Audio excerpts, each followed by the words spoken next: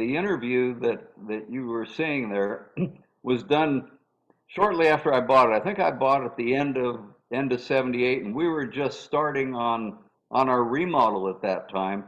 So we basically did two remodels. One, we made it livable for us as soon as we bought it, and then in 1983 to 1984, it became the designer showcase home, which was I guess a partnership between Save Our Heritage organization and I think it was the ASID, Association for Interior Designers. They get together and once a year they would pick out a house and every designer would get a different room and they'd work on it. And I'll tell you, you could certainly tell they had different designers in every room when they finished. What inspired you to first purchase this mansion? I think the fact that it just became available, and I had been living at the time in a little beach cottage in La Jolla, down near the Wind and Sea Beach. Actually, it was at the foot of Prospect. And I heard this property came on the market. First, there was rumor that Barbara Streisand bought it. I think Neil Morgan had something in his column about it. But it turned out to be totally rumor. And so I looked into it and thought, boy, it'd be fun to own a castle. I always kind of looked at myself as a prince anyway, so thought it'd be fun to have it. So I ended up buying it in 1978, believe it or not. It was the most expensive home to sell in Del Mar, and the purchase price was $600,000.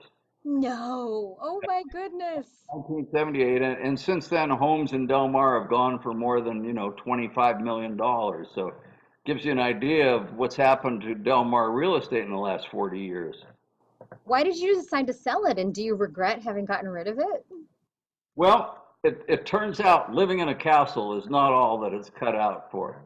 First of all, you have to have staff. Uh, it's a full-time job just to keep 10,000 square feet clean. And then you need a gardener. So we had a guest house, which was actually more of a staff's quarters. So we had a married couple move in there, and she did the cleaning, he did the gardening. So you So it's don't a lot of work. have privacy. You don't have a lot of privacy. And then the other problem is that the whole castle, 10,000 square feet, is on one level. So if you're hungry in the middle of the night, it's a 300-foot walk from the master bedroom to the kitchen. You can work off some calories on your way to the refrigerator. Yeah, well, if you looked at the old picture, I really didn't need to lose any calories. I maintained the same weight for the last, 60 years or so. Oh, that's so great. So tell me about, you sold it to Tony Robbins? I did. I sold it to Tony Robbins back in, well, he leased it first from me for a number of years.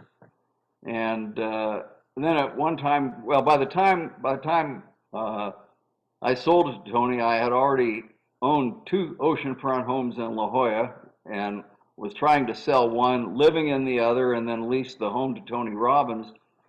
So I went to Tony and said to him, how would you like to own this place? And he got all excited and he said, well, I have a large earning capacity. I do these seminars and make a big chunk of cash, but then I spend it all. I said, well, we can work out something. Show me your income, and I will structure a purchase contract that has large principal payments that correspond to the dates of your seminars.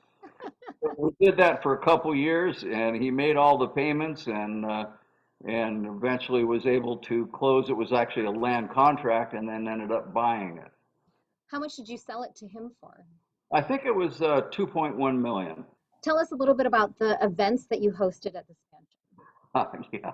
Well, we had, a big house like that is not good for about anything except to share. So what we would do is make it available to all the charitable organizations in town, in North County particularly, who wanted to, have functions. So it was kind of a fun thing for us. We got to go to all the parties. Actually, we got to host all the parties, but we didn't have to worry about the cleanup or the invitations or anything like that. We just provided the property, which was kind of fun, and it was just kind of a very interesting time. Well, Marston Harding was the person that built the Del Mar Castle. And he was a young man from a wealthy family. They owned textile mills and all kinds of other businesses. I believe they were headquartered in Massachusetts. And in fact, I have an old picture of he and his new bride, who was from California, from San Diego. Her name was Fitzhugh. At the time, the Fitzhughs were a very prominent local family in the 20s. And in fact, he and his new bride drove across the country in his brand new Stutz Bearcat, which is an open roadster. Can you imagine driving across the country in the 20s in an open roadster where some of the roads are just planks across the desert, things like that? So they came to San Diego and bought the property in 1925, and they hired San Diego's most famous architect at the time, or one of the most famous architects, Richard Requa.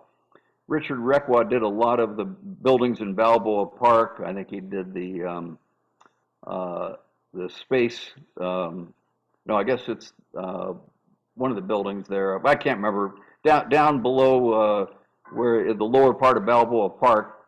It was the Air and Space Museum, I think. Yeah. And they had a rotunda, which was originally the Ford Center down there, which now I'm not sure if it's what it's being used for, maybe the Hall of Champions or something. We reside in San Diego on top of the Emerald Plaza, a building that I designed 25, 30 years ago, and I kept the top two floors above the Westin Hotel as our residence. Being able to see the old house again, the old mansion, what's your fondest memory from that time period of that home, the mansion? I would think the ability to live the Gatsby life for a period of time. It was just a special time in our life.